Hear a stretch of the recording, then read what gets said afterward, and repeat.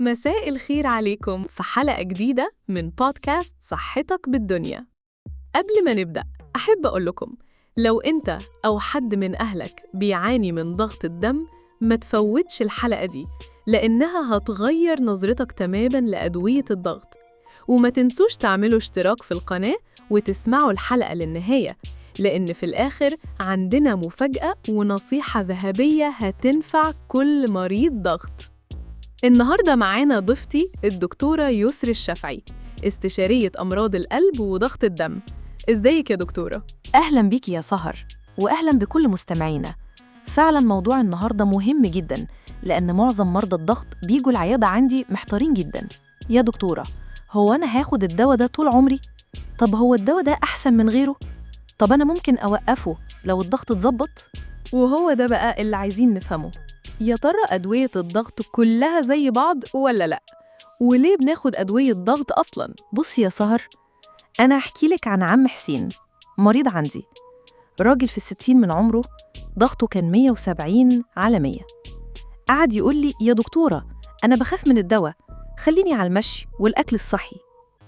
قلت له ممتاز إنك تهتم بالأكل والرياضة، بس لما الضغط يوصل للأرقام دي بيبقى زي قنبلة موقوتة، ممكن يسبب جلطة أو سكتة دماغية في أي لحظة.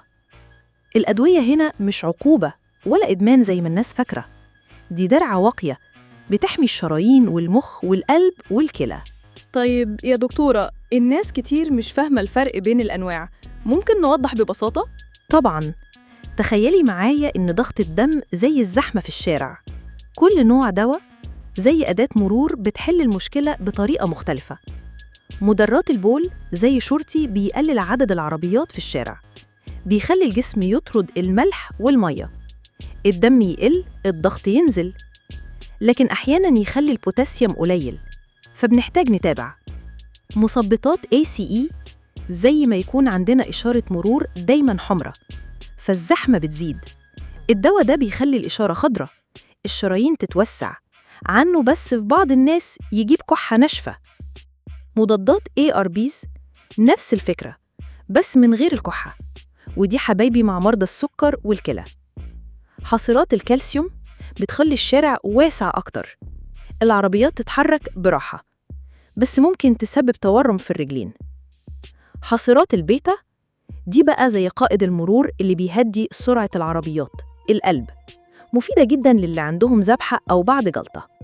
طب يا دكتورة، وإيه حكاية إن في ناس بتاخد دواء واحد وناس بتاخد تركيبة؟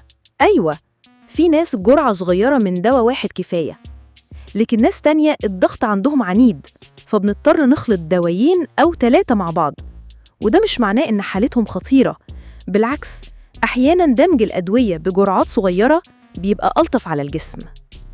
أنا ساعات بسمع مرضى بيقولوا إن أول ما الضغط اتظبط وقفت الدواء، ودي أخطر غلطة، زي ما حصل مع أم محمد، ضغطها كان متظبط بالدواء، قررت توقف من نفسها، بعد شهر جالها جلطة في المخ.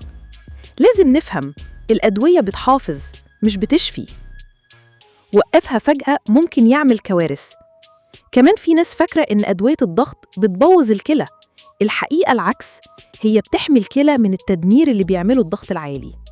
طب دكتورة، إيه النصايح العملية اللي أي مريض ضغط يقدر يطبقها من دلوقتي؟ هقول لهم 3 تدريبات بسيطة.